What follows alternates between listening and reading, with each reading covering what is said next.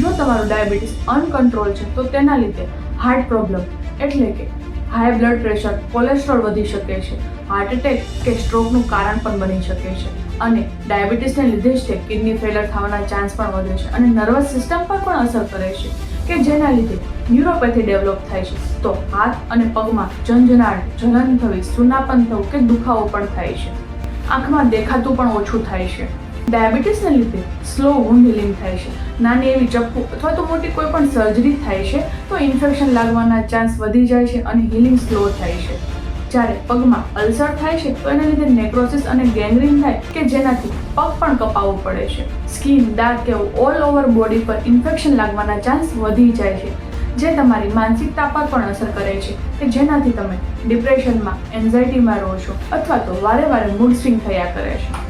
જો તમને પણ આવા કોઈ પ્રોબ્લેમ થાય છે તો ડાયાબિટીસ દૂર કરવાનું વિચારો અથવા તો ડાયરેક્ટ મારો કોન્ટેક્ટ કરો અને હા, ગેરંટી પાકી તમારા બોડીમાંથી ડાયાબિટીસ રિમૂવ કરીને જ રહેશે. તો પછી ડાયાબિટીસને લીધે કોમ્પ્લિકેશન આવે એ પહેલાં જ કોન્ટેક્ટ કરો અથવા ફોલો કરો.